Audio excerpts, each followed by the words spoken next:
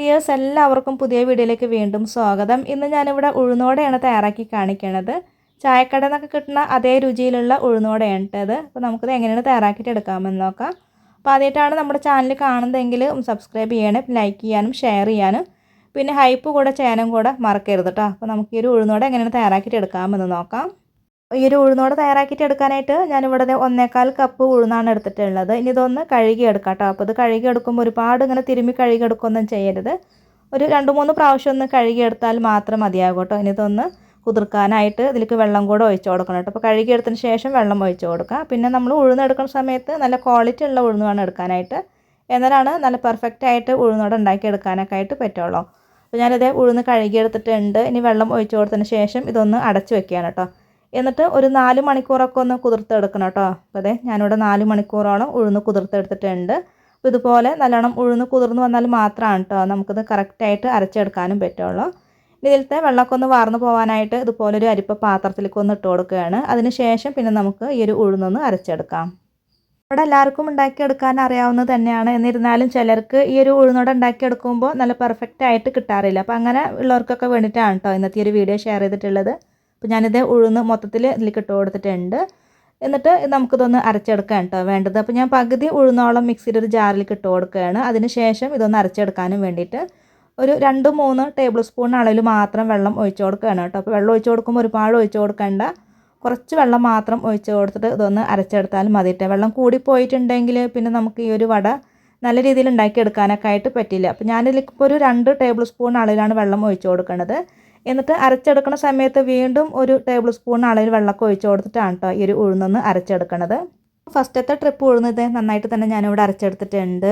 ഒട്ടും തരിയൊന്നുമില്ലാത്ത വിധത്തിൽ നന്നായിട്ട് അരച്ചെടുക്കണം കേട്ടോ. നമ്മളിത് എത്രത്തോണ്ട് നൈസായിട്ട് അരച്ചെടുക്കുമോ അത്രയും നന്നായിട്ട് തന്നെ നമുക്ക് ഉഴുന്നോടെ ഉണ്ടാക്കിയെടുക്കാനും പറ്റും. അപ്പോൾ വെള്ളം കൂടി പോകുന്നതും ചെയ്യരുത്. ഞാനിവിടെ ഈ ഒരു ഉഴുന്ന് മൊത്തത്തിൽ അരച്ചെടുക്കാനായിട്ട് ഒരു 6 ടേബിൾ സ്പൂൺ അളവിൽ വെള്ളം മാത്രമേ എടുത്തിട്ടുണ്ടായിരുന്നുള്ളൂ കേട്ടോ. അപ്പോൾ ഫസ്റ്റത്തെ ട്രിപ്പ് ഉഴുന്ന് അരച്ചെടുത്തതിന് ശേഷം ബാക്കിയുള്ള ഉഴുന്നും ഇതുപോലെ തന്നെ ഒന്ന് അരച്ചെടുക്കുക. അപ്പോൾ നേരത്തെ ഒരു 3 ടേബിൾ സ്പൂൺ അളവിൽ വെള്ളം ഒഴിച്ച് കൊടുത്തിട്ടുണ്ടായിരുന്നു. വീണ്ടും രണ്ടാമത് ഇട്ട് കൊടുക്കുമ്പോഴും 3 ടേബിൾ സ്പൂൺ അളവിലാണ് വെള്ളം ഒഴിച്ച് കൊടുത്തിട്ടുള്ളത്. ഇപ്പോൾ ഇതേ ഉഴുന്ന് മൊത്തത്തിൽ ഞാനിവിടെ അരച്ചെടുത്തിട്ടുണ്ട്. നമ്മൾ അരച്ചെടുത്തിട്ടുള്ള ഉഴുന്നിലോട്ട് മീഡിയം സൈസിലുള്ള ഒരു സവാള ചെറുതാക്കിയിട്ട് കട്ട് ചെയ്തിട്ട് ചേർത്ത് കൊടുക്കാം. കൂടെ തന്നെ ചെറിയൊരു കഷ്ണം ഇഞ്ചി കൂടെ കട്ട് ചെയ്തിട്ട് ഇട്ട് കൊടുക്കുന്നുണ്ട്. പിന്നെ ഒരു പച്ചമുളകാണ് കേട്ടോ കട്ട് ചെയ്തിട്ട് ഇട്ട് കൊടുക്കുന്നത്. അപ്പോൾ ഈ ഒരു പച്ചമുളകിൻ്റെ എണ്ണം നിങ്ങളുടെ എരിവിനൊക്കെ അനുസരിച്ചിട്ടൊക്കെ എടുക്കാവുന്നതാണ്.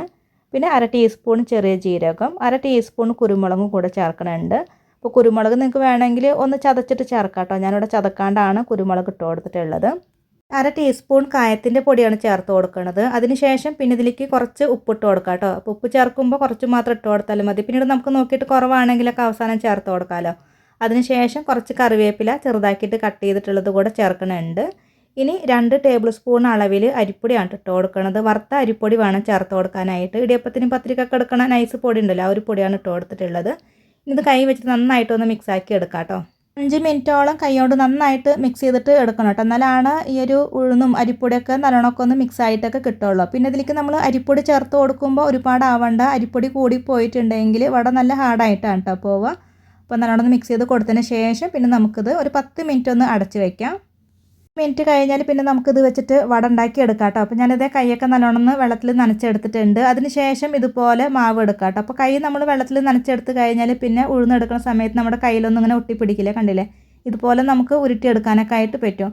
ഇതിൻ്റെ സെൻറ്ററിൽ ഇതുപോലെ ഒരു കുഴി ആക്കിയതിന് ശേഷം പിന്നെ നമുക്കിത് ചൂടായിട്ടുള്ള എണ്ണയിൽ ഇട്ട് കൊടുത്തിട്ട് ഫ്രൈ ചെയ്തിട്ട് എടുക്കാം. ഫ്രൈ ചെയ്തിട്ട് എടുക്കാനായിട്ട് ചീനച്ചട്ടിയിൽ ഞാൻ എണ്ണയൊക്കെ ഒഴിച്ചിട്ട് ചൂടാക്കിയിട്ട് എടുത്തിട്ടുണ്ട് കേട്ടോ. ഇനിയിത് ഷേപ്പ് ചെയ്തിട്ട് ഇട്ട് കൊടുത്തതിന് ശേഷം നമുക്ക് ഫ്രൈ ചെയ്തിട്ട് എടുക്കാം. അപ്പോൾ ഇത് എണ്ണയിൽ ഇട്ട് കൊടുത്ത ഉടനെ തന്നെ മറിച്ചിട്ട് കൊടുക്കുകയൊന്നും ചെയ്യേണ്ട. അങ്ങനെ ആകുമ്പോൾ ആ ഒരു ചീനച്ചട്ടിയിൽ ഇങ്ങനെ ഒട്ടിപ്പിടിച്ചിരിക്കുന്നുണ്ട്. അപ്പോൾ അത് നമ്മൾ ഇളക്കിയെടുക്കുമ്പോൾ ഇങ്ങനെ പൊട്ടിപ്പോകും. അത് തന്നെത്താൻ തന്നെ അങ്ങനെ വിട്ട് വന്നതിന് ശേഷം വേണം കേട്ടോ മറിച്ചിട്ട് കൊടുക്കാനായിട്ട്. പിന്നെ ഇതിലേക്ക് നമ്മൾ 3-4 ഒക്കെ ഇട്ടിട്ട് നമുക്കിത് ഫ്രൈ ചെയ്തിട്ട് എടുക്കാവുന്നതാണ്. പിന്നെ ഇത് നല്ലൊരു കളറാക്കിയിട്ട് ഫ്രൈ ചെയ്തിട്ട് എടുക്കാം. ഒരു തരി പോലും സോഡാപ്പൊടി ചേർത്ത് കൊടുക്കാണ്ടാണ് കേട്ടോ ഈ ഒരു ഉഴുന്നോടെ ഞാൻ ഉണ്ടാക്കിയെടുത്തിട്ടുള്ളത്. നല്ല പെർഫെക്റ്റ് ആയിട്ട് തന്നെ കിട്ടും. അപ്പോൾ ഇതുപോലെ ട്രൈ ചെയ്ത് നോക്കാത്തവരൊന്ന് തീർച്ചയായിട്ടും ട്രൈ ചെയ്ത് നോക്കണം കേട്ടോ. അപ്പോൾ നമ്മൾ ഈ ഒരു ഉഴുന്ന് അരച്ചെടുക്കുമ്പോൾ ഒന്ന് ശ്രദ്ധിച്ചാൽ മാത്രം മതി കേട്ടോ. അതിലധികം അങ്ങനെ വെള്ളം കൂടി പോകാണ്ടൊക്കെ നോക്കുകയാണെങ്കിൽ ഇതേപോലെ നിങ്ങൾക്കും നല്ല പെർഫെക്റ്റ് ആയിട്ട് വട തയ്യാറാക്കിയിട്ടൊക്കെ എടുക്കാനൊക്കെ ആയിട്ട് പറ്റും കേട്ടോ. അപ്പോൾ ബാക്കിയുള്ളതും ഇതുപോലെ തന്നെ നമുക്കൊന്ന് ഫ്രൈ ചെയ്തിട്ട് എടുക്കാം. ബാക്കിയുള്ളത് ഞാനിവിടെ ഫ്രൈ ആക്കിയിട്ട് എടുക്കുന്നുണ്ട്. എന്നിട്ട് നമുക്കിത് സാമ്പാറോ അതല്ലെങ്കിൽ ചട്നിയോ വെച്ചിട്ട് കഴിക്കാം കേട്ടോ. നല്ല ടേസ്റ്റാണ്. ട്രൈ ചെയ്ത് നോക്കണം കേട്ടോ. അപ്പോൾ സോഡാപ്പൊടിയൊന്നും ചേർക്കാണ്ട് തന്നെ നമുക്ക് നല്ല പെർഫെക്റ്റ് ആയിട്ടുള്ള വട ഉണ്ടാക്കിയിട്ടൊക്കെ എടുക്കാനൊക്കെ ആയിട്ട് പറ്റും കേട്ടോ. അപ്പോൾ ഇതുപോലെ ഒന്ന് ട്രൈ ചെയ്ത് നോക്കണേ. അപ്പോൾ ഇന്നത്തെ ഒരു വീഡിയോ എല്ലാവർക്കും ഇഷ്ടമായിട്ടുണ്ട്, ഉപകാരമായിട്ടുണ്ട് എന്ന് കരുതുന്നു. ഇതുവരെ വീഡിയോ കണ്ട് സപ്പോർട്ട് ചെയ്ത എല്ലാവർക്കും ഒരുപാട് നന്ദി. ആദ്യമായിട്ടാണ് നമ്മുടെ ചാനൽ കാണുന്നതെങ്കിൽ ഒന്ന് സബ്സ്ക്രൈബ് ചെയ്ത് സപ്പോർട്ട് ചെയ്യാനും കൂടെ മറക്കരുത്. അപ്പോൾ ഇനി അടുത്ത നല്ലൊരു റെസിപ്പി വീഡിയോ ആയിട്ട് വീണ്ടും കാണാം.